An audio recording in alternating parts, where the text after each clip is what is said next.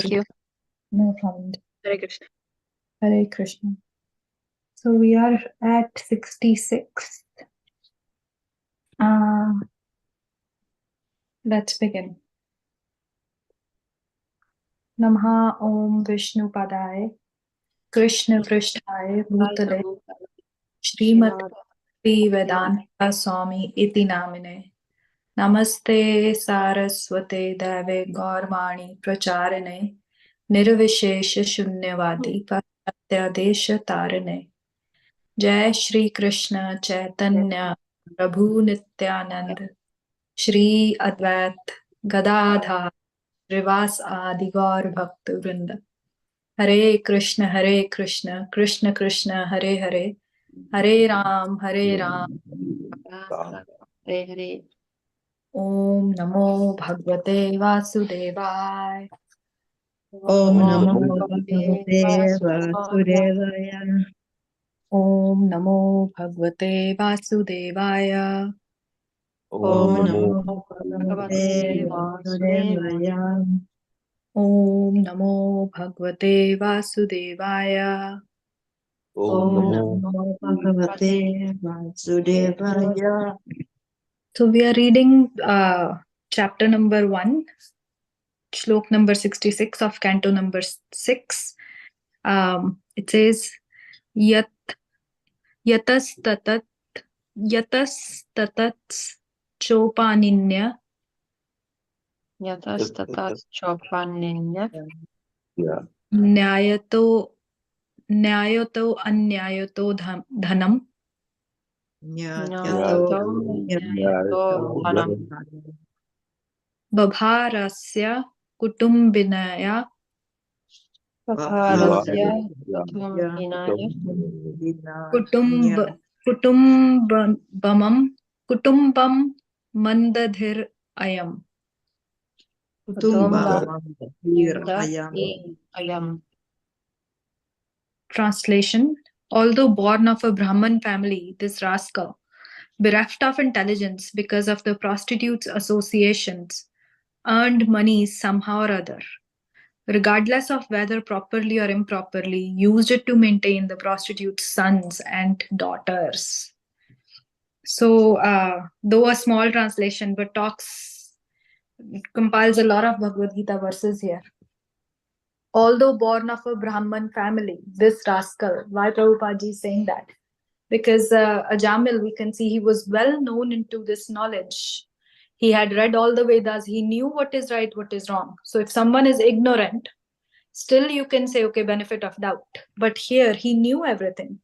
Yet he got this bad association, tricked so much that we can see bereft of intelligence. It says, right, the illusion tricks the mind, it tricks the mind, tricks the intelligence, it tricks the buddhi. When that happens, that leads to excessive degradation. That's what Bhagavad Gita says. So we can say bereft of all the intelligence because of prostitutes' association, earned money somehow or other. Bhagavad Gita says we all need to acquire some sort of wealth for our living, general living. We have a family, we have our own self, we have to maintain certain general living, but that too needs to be done properly. Here he's saying, Prabhupada is saying he's earning somehow or other, regardless of whether properly or improperly. He has actually left all the standards and used it to maintain prostitute sons and daughters. Clearly out of control because of his here and there roaming around senses. He's got sons and daughters from the prostitute, and in order to maintain them, he's going here and there to collect the money. So Prabhupada ji says, who is a Kripan? Kripan is the one who used the money, which is actually Krishna's property, for his own self. Prabhupada ji also in one of his recordings said, you being the sons and daughters of Krishna, we are allowed to use their money for our own self, but bare minimum that is necessary. Anything above that is all Krishna's property. So Prabhupada ji is actually instructing us to use it properly. Here, he's not using it properly because he's using it on, his own senses and prostitute son. He knows the association is not right. Still, he's doing that. And that actually somehow or other reflects on us. We know our association is not satsang. Yet somehow or other, not the way he's doing, but still somehow or other, we earn money and we actually invest that money in fulfilling those desires. So we can see somewhere, to some extent, we are falling into Ajamil's shoes, and Prabhupada is using the word rascal. So text number 67. Oh, anybody would like to add any comments or anything? Please go ahead, Ji. What I appreciate, then what should be done to the sons and daughters of such people? Prabhupada ji, from Prabhupada ji, the only thing that we can do is treat as a regular duty. We have been given sons and daughters as by Krishna again. We were one of those child who were adamant that we wanted to leave Krishna, so we came here. Now we got family, sons and daughters. Now it's our responsibility. Krishna says, if you are not fulfilling your duty, that's pap as well, until or unless you're fully into Krishna consciousness. So we do need to fulfill our duties, but bare minimum. Where we go wrong is when we get into extra stuff. Oh, I have this property, I need to have 2 more for my son, I need to have 1 more for my daughter, I need to have this. Let's come to my specific point. Yeah. Philosophically, everything is okay. Mm-hmm. But question is such sons and daughters, it's not their fault. They have to be 100%. educated. And Yeah. otherwise, they will not become Krishna consciousness. They will Yes. rather become also prostitutes Mm-hmm. and True. pimps. Right? That is freedom. So let's talk practical thing here, no? Always making big statements, it doesn't take us anywhere. Should those sons and daughters should be left to the mercy of the prostitutes and pimps? No. Prabhupada ji always says. Even the prostitutes and the pimps are the property of Krishna. Mm-hmm. Because the karma, they got this birth. But they Yeah, because of the karma and desire, both. So how to improve them? How to bring them to Krishna consciousness? That's what Prabhupada ji always says, we have to, for our sons and daughters, we need to teach them Krishna. We need to try our best to give Krishna consciousness. Rest is on their too, but we need to, from our side, try our best. But if you are trying to your best, Hare Krishna, Prabhuji. Hare Krishna, Dandat Pranam. Sorry, may I just interject here for a moment? Ji, Prabhuji, please. Prabhuji has a very beautiful question, like what to do practically. Yeah, in such a condition? Yeah, Prabhuji. They say the children of the prostitute, his children, daughters and sons, they were children of the prostitutes. So the Krishna's property has been wasted on that. My question is okay. But these sons and daughters of prostitutes are also taken out of this condition. And for that, one thing is the education, both Krishna consciousness education and the basic education also. So how we justify this? Otherwise, they will also become prostitutes. The boys will become the pimps, and the girls will become prostitutes. Yes, now that's a very interesting point you raised, and the answer is also quite miserable, actually, I would say. Prabhu, nature has its own flow. Nature has its own laws. For example, Prabhu, sometimes, an engineer designs some machine and there's a flaw in the design. No matter how much we try to fix, the machine won't work. So that's why we have the Varnashram system, so that there are no pimps and prostitutes in the society. And even then there are, like, for example, we see the first canto of Srimad Bhagavatam, when Krishna enters Dwarka, the prostitutes come to greet him. So in Dwarka also there are prostitutes, when Krishna is there. So no matter what we do, we have to understand one thing, no living entity is under Tamoguna, Rajoguna or Sattoguna purely. There are always these mixtures of modes. So the living entity who has just about enough Sattva to become human being, but not enough to be of a higher stature, will definitely get such a sinful species. For example, animals like cats and dogs, they are impure. A dog especially is considered the lowest of all animals. Dog, camel, pig, and donkey. They are considered very low class animals, even in the animal kingdom. So, but they are also animals. Panditaha samdarshina. We have to be compassionate on them also. So, how do we understand this? That means we are equanimous with them. They are suffering the punishment of their karmas, their desires. So we just be compassionate to them by showing them the minimal mercy that they can understand. For instance, Precisely. a dog will understand the mercy given in terms of food.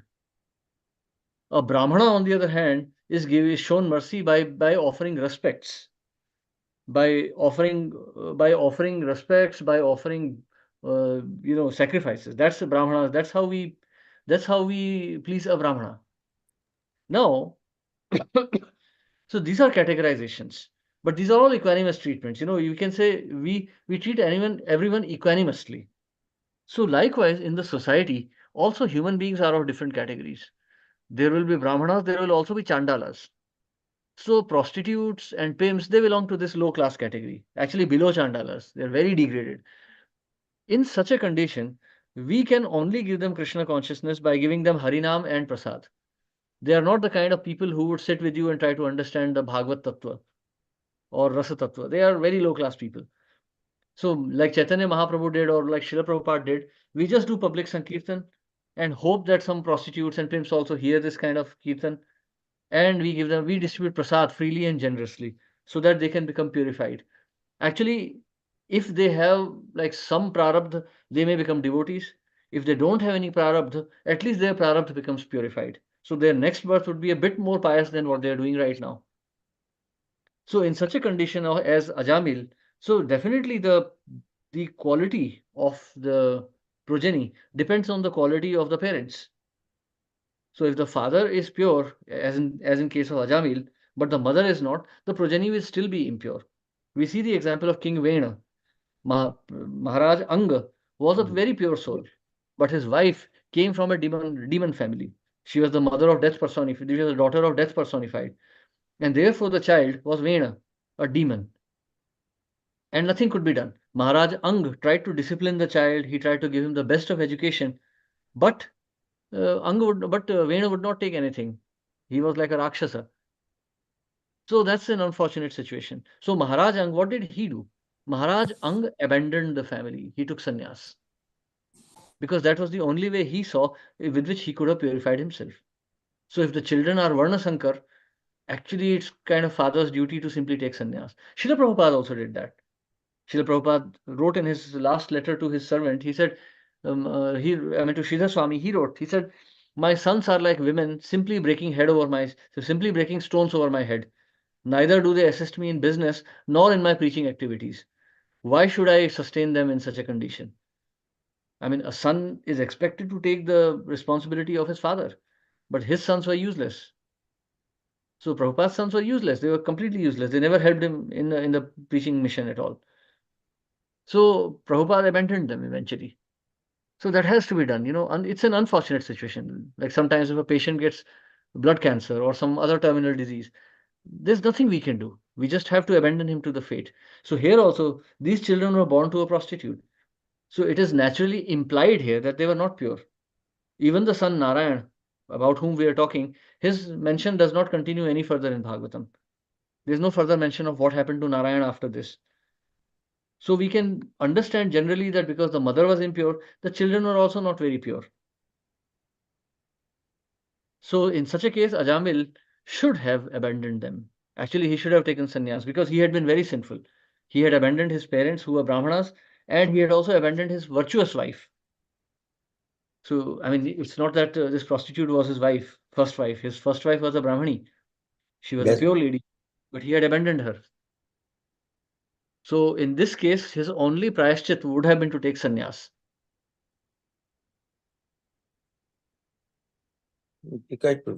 I have answered within your statements. This is okay because they are the children from the lower class. The question is, if we open it to Krishna consciousness, we should not throw them out, discard them. You rightly said. They should be involved. If they are lucky, they have learned something, they will some virtue, because the father had some virtues. They may inherit from that also. Yeah, and so if the child, It can And they happen, will like, try for to- example, we see the case of Prahlad Maharaj. His father was a Rakshas, but he became a pure devotee. Yeah, absolutely. So there's a absolutely. possibility. But here in this pastime, it is implied that they were probably showing no such qualifications. I mean, because Ajamil himself had become so degraded and his wife was certainly degraded. So we can understand the children had no time to learn any sanskaras. I mean, Ajamil was not just degraded, he was a criminal. He became a criminal after that. That's right. Yeah, so he Why? was acting criminally. So certainly he had he had no spiritual qualities. Well, my job service condition, I've seen many prostitutes and things there. So we have to be very soft to these persons. Otherwise, they become higher criminals. So far, they Yes. were doing one part, otherwise, they will become looters and they will become robbers and dacoits and all that. So this type of people needs more consideration from the society. And maybe this is why this is the Krishna consciousness, like or any other movement where they can be brought before the Krishna, nearer to Krishna, should take them more open-heartedly. If they are showing Yeah. of course, they are willing to come for all that. That's what we say, Pandita Samdarshina, a sadhu is merciful. Exactly. Srila Prabhupada was merciful. So mercy is shown according to the quality of the other person also. Like when Prabhupada came to Netherlands, he just did kirtan, distributed prasad and left. He did not speak any philosophy in Netherlands. He said like these are just useless hippies. They're like completely degraded. Just give them holy name. Someday this holy name will awaken their soul. And they So did Mahaprabhu also did the same thing. exactly. We So should not yes, abandon such characters. The no, we characters are should be not taken like we should not be note of. cruel to anyone. But at the same time, we should not associate too much. Yeah. Thank you. Hare Krishna. So we continue text 67. Yad asau shastram ullanghya Yes. Yes. शास्त्रम उल्लंघ्य स्वैरचार्य अतिगर्हितः आचार्य अतिर्घरित अवर्तत चिरम कालम वर्त चिरम कालम अघायुर अशुचिर बलात्. अघायुर असुचिर मलात. May I reprove? Yes, please. Hare Krishna. Translation purport by Srila Prabhupada. Srila Prabhupada ki jai. Translation. This Brahmin respectably spends his long life time transgressing all the rules of regulation of the holy scriptures.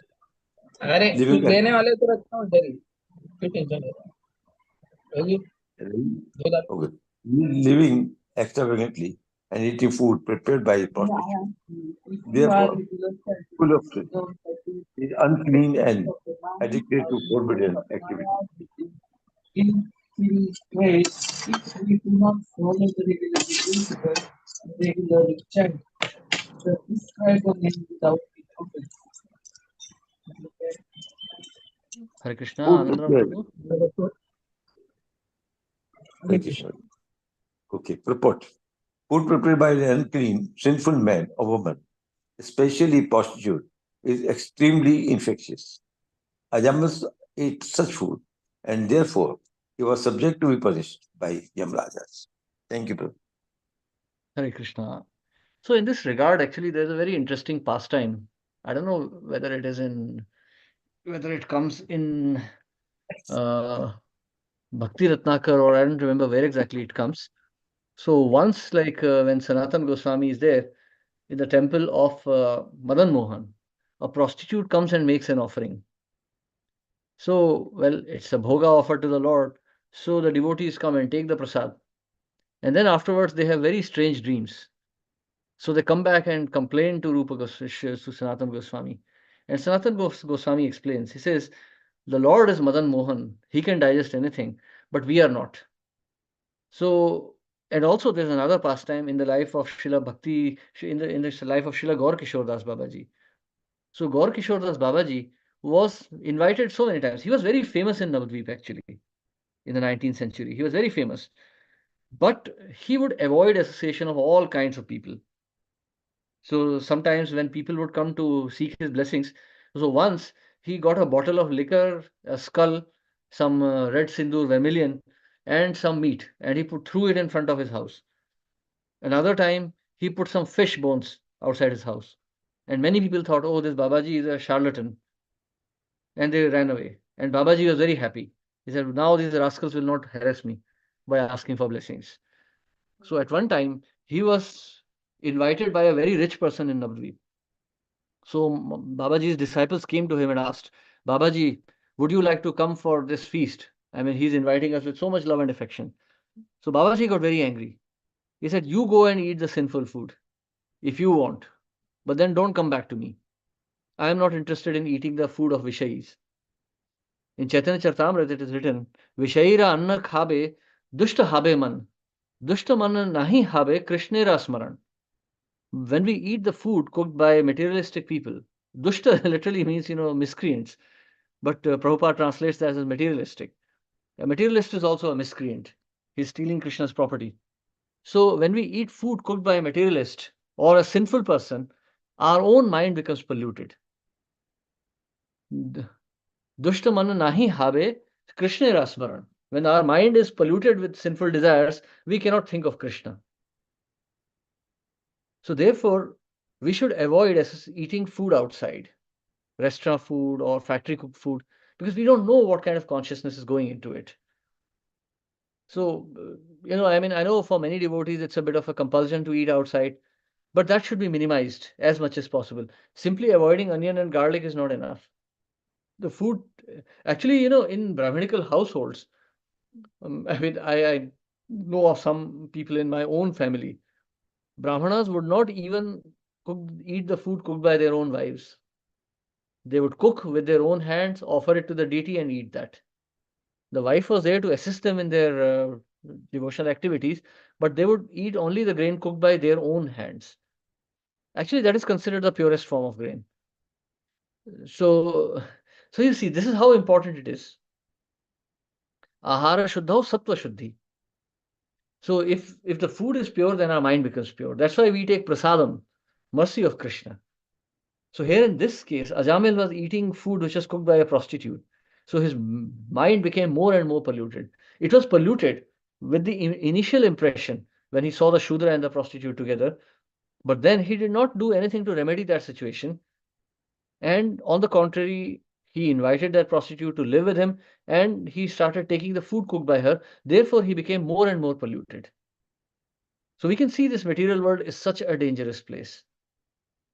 So as far as possible, actually, so from a very, like I can say from a very practical standpoint, we should avoid food cooked by anyone who has, dubious character. And this may even include prasadam cooked in the temples. Like I have personally seen in some temples, I'm not going to name those temples, I've seen cooks who are smoking cigarette outside. They're not devotees. They just wear a kantimala. They're having mustache. They're wearing a kantimala and they are speaking in foul language with each other. They are paid to cook the food. So such food is not acceptable to Krishna. Like Srila Prabhupada says, simply because you're offering doesn't mean that Krishna is going to accept it. Patram pushpam phalam toyam yome bhaktya prachati tadashnami pratigrashnati bhaktya mamapahritam. So if the food is offered with love and devotion, Krishna accepts love and devotion. Krishna is not accepting our food. Okay, I may have offered him, silver foil sweets, or I may offer him the most expensive avocados from South America or whatever. No, Krishna will not accept that. Krishna will accept whatever is offered with love and devotion. So Krishna was harassing Sanatan Goswami. Offer me some good food. Why are you offering me this low-class chapatis? Sanatan Goswami got irritated. He said, my dear Lord, this is all I get. I am a sannyasi. I am not cooking. Whatever I get, I offer to you. This is all I get. So he said, at least you can offer me some salt. He said, well, where do I get salt? You can please arrange it for yourself. And then immediately that trader came and his boat got stuck and Sanatan Goswami helped him. And then he arranged for the grand feast and everything. So you see, this was the sweet relationship between Sanatan Goswami and Madan Mohan. They were even fighting with each other. That is love and devotion. Krishna could have accepted anything. When Duryodhan was offering, Krishna did not accept it. But Sanatan Goswami was offering him dry stale chapatis, and Krishna was arguing with him. You can see this is love and devotion. Why would Krishna accept stale chapati? But he was accepting it, and he was complaining. Why do you offer me this? I love you so much. At least offer me something tasting better than this. You see, this is love and devotion. When we eat such food, this is called sanctified food because it is mixed with Krishna's love. So you see, One point here only. You complete first, then I sorry. pardon? Are you complete? You Hare complete Krishna, that. Prabhuji. Yes, Prabhu. Sorry, Prabhuji is saying something. Merutra Prabhu, let him complete. I'm sorry. But I would say Sanatana was begging and then offering it to Krishna with love and affection. That part is absolutely okay. But when Yeah. begging, you do not know from whom you beg it. This is exactly what Sanatan Goswami also told Madan Mohanji. He said, like, Yeah. I am just a beggar, I am not cooking it myself. So don't blame me for stale chapatis. My point is the same thing. Because Sanatana Goswami was very, very advanced in spiritual thing. And Madan Mohanji, of course, the God himself. When Yeah. Sanatana was getting the begging, he won't come to know who the person offering you the food and what is his background. Now that's an interesting point. Now that's a very interesting question you asked. Sannyasis do not beg from Vaishyas or Shudras. Sannyasis will, and not even Kshatriyas actually, sannyasis beg from Brahmanas. I see. So that's also a rule of Madhukari, that a sannyasi will not simply go anywhere and eat. Mhm. He must take it from sanctified people only. He will not go to a chandal and eat something there. Very casual. Thank you. Hare Krishna. Yes, Santosh Prabhu. Prabhuji, just like you said, this I have also been seen many places in, not only in ISKCON it is there, like Govinda's restaurants and this snacks and sweet shops which they are there. There are cooks and staff who are working, they are smoking or chewing tobacco and breaking out, not they are even not even following regulatory principles, but these foods are being sold in ISKCON stalls as a prasadam. So people with good faith, they carry all these things. Even devotees also, like they even don't eat from anybody's house. That we don't eat any other's house or anywhere, but we will take it from ISKCON's suite or ISKCON's stall. But this the people there, because they are not knowing what is happening in the background, so they are quite satisfied. Even that, other than that, Prabhuji, there are cooks. Like I did thread ceremony of my son a month back. Here our ISKCON devotee communities, they said food should be cooked not by. I actually arranged a Brahmana. He is not a devotee. I said he's a good cook. So our devotee community here, they said, no. He should be a Vaishnava. And Brahmanas, they eat pan, maybe what he would be doing, we don't know. You should get a Vaishnava person. Whether he may not be a caste Brahmana, doesn't matter. He should be a ISKCON devotee. So I got Prabhuji, ISKCON devotee for cook. But I found his mentality is fully commercial. Fully business mentality, commercial mentalities, and all these things. So, Prabhuji, how can we say this devotee cooks offering or prasad, whatever he cooks, in what mentality is going to be good? So this way, the whole system, I would say, like you said, that one should cook himself and eat. That is the best. Like those who are really want to eat pure prasadam. At least it should be at least in family or cooked by oneself. That. Yeah. So that's that's kind of a difficult situation, but that's how it is. There's so much of degradation now. Like, I've also seen in temples cooks who are of very low nature. They're like stealing money also, doing stuff, and then they're there and people are eating. Actually, it just doesn't apply to eating. It goes much beyond that. When we even take donation, when we accept wealth from someone, like for example, if I take money from someone and I buy grains with that money, even that is sinful. We are accepting any kind of consideration. We are accepting any kind of a consideration from a non-devotee. We are subjecting ourselves to his karma. So that's dangerous. That's very dangerous. Yes, Prabhuji. So shall we continue? Then Prabhuji, from mandir, so if people are doing this in the mandir and somebody is going to the mandir and taking prasad, the person probably ignorant, doesn't know what's going behind the scene. And we say that, if we can't give any Krishna consciousness to anyone, at least give prasad. So then how do we take that then? Then we are not even doing them any favor. So we are actually subjecting them also to material nature. तो फिर अनजाने में did it, but we didn't help them either. No, we didn't. We actually created more trouble for them. फिर then what? फिर क्या करें? Then just solution ही खत्म हो गया, क्या करें? That's why you should preach, Because Jare what- dekha tare kaha Krishna Upadesh. So it's not that you have to send everyone we to have temple to discussed- make them devotees. Exactly. What we have said was with the practical position. While the Prabhu told he found some cooks at sector smoking and all. I understand with whatever association I had with the midday meal schemes in Bombay, that the staff which was recruited for cooking, etc. They used to come, they used to come to cooking place about morning 3 o'clock or so.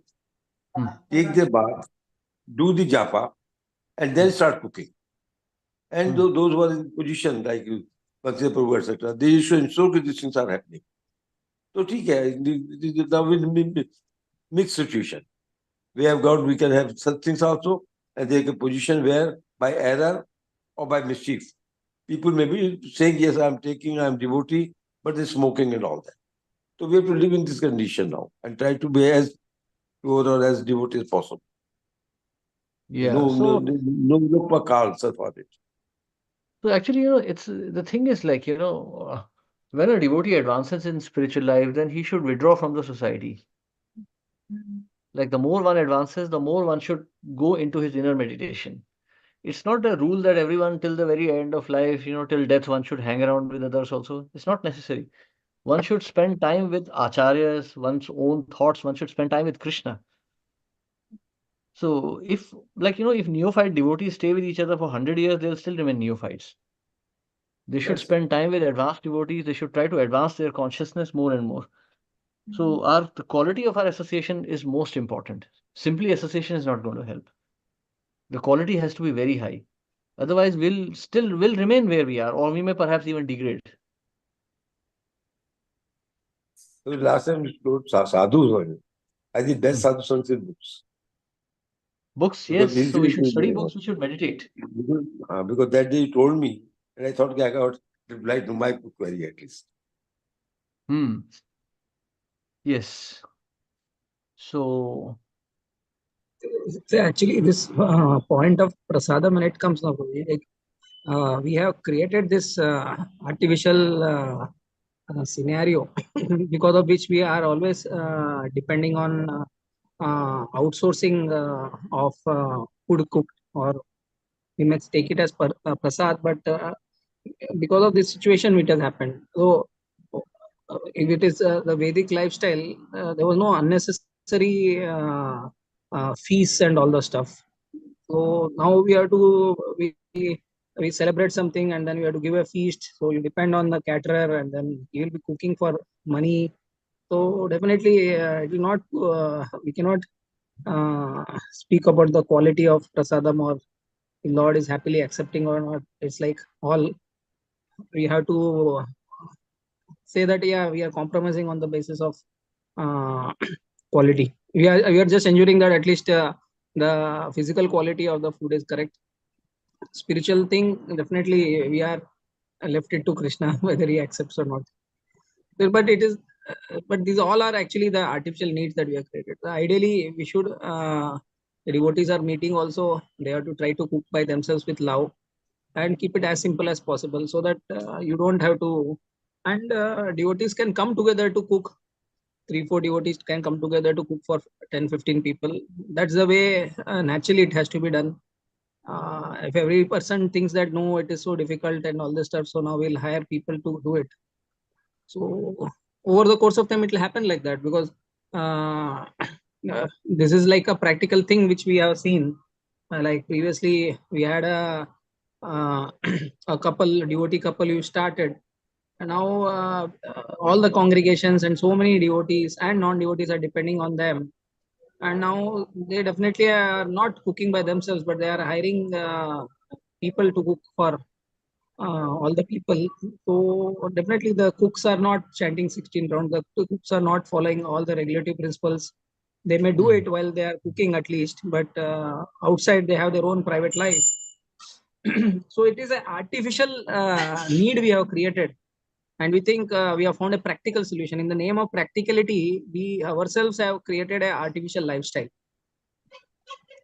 Yeah. So previously when these congregation programs used to happen, most of them, the Mataji used to cook from home. They used to have their own contribution. They used to feel satisfied. They used to get tired, but they used to get satisfied.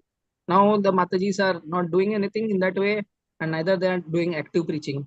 So most of them are not seen in the congregation programs. And second, if they are seen, then they are not discussing any philosophy or speaking Krishna Katha directly. They may just tell, oh, please come for the program. How are you? How are you? And all the stuff. Only friendly gestures. And many of them are not interested, so they're not coming also. So we are just lamely depending on such type of things. So very nicely pointed out, Prabhupada is making this statement as the verse has come. Prabhupada is making that making us conscious that we should leave all these artificialities. It starts slowly and then it becomes something like a what do you say, a plagued condition or a disease condition. And Yeah, so these we minor, should minimize. The point is that, we should not be, this is not a social club. Devotion should be done in a serious manner. So, yes, it is important to bring people together, but at the same time, we should see that they are getting quality association. Otherwise, we'll ourselves fall down. yeah, well, So, as much about the taste and the quality or the variety of prasad we want to offer, that much should be maybe it should be 10 times more should be the quality of the message that we want to give. So we will sober down the message to such an extent that it is like a very no strong message is being given, and then we would like to give a feast out of feast for people to just attract. So we will be only gathering people who are just slaves of their tongues, and they are not really interested in the spiritual matter. So once any devotee will speak strongly as it is in the scriptures, then it will feel like, oh, why is that person is speaking so uh, hardly? So they're not able to digest because they are interested in just nice words. That is only glorification of the Lord and everything, but have nice prasad and let's go home. So that is the problem. yeah, so we have to be cautious. That's why I said, a devotee should learn to live alone also. Like, we should not become dependent on association. We have to be Association is practical. desirable, association is good, but we should not neglect our bhakti because we don't have association. One Bhakti should be should be practical. done. We are in modern age, and Hmm. with so many defects in the system, we should be practical and then adopt Yes, according to the best of the principles are given to us. And yes, firstly, we follow. We pressurize others without following ourselves. It doesn't carry as a. I've seen many of my devotee friends who make big speeches, big ideas are given them. When it come to them, they themselves are faulting all the things. Whatever is yes, preserved in the book, I think we can even restrict to those things and without going too much deep into in between the lines. Now, since these days, every devotee starts reading in between the lines. Even what Prabhupada has written, to my mind, there's hardly anything that we should try to understand. It is what is written there, that only we should understand. Because when we are applying the mind to his teachings, that means we will try to find out something, as you have been telling. And many devotees who follow our path, they started criticizing him also. Yes. Because they were told that you should read in between the lines. It is not the meaning of in between the lines that you start fault finding. You have to see what Yes. message is given to it. And Prabhupada has written so much that we are not even to read that. How we should start interpreting what he written? Let's complete the first reading and then think of it, what he wrote and what we understood. Hare Krishna. Absolutely. So you see, we see bhakti is at the end of the day, everyone flies his own aeroplane. To go back to Godhead, we have to put our own efforts. The association, the devotees, everything is there just to facilitate, to help us. But eventually, it is what is in our consciousness that's going to matter. Okay, so we stop here today. We continue tomorrow with the last verse and we'll start with the next chapter, Deliverance of Ajamil. Thank you. Okay, so thank you very much, everyone. Hare Krishna, Srila Prabhupada ki jai. Jai. Thank you. Prabhuji. Thank you. Hare Krishna. Hare Krishna ji.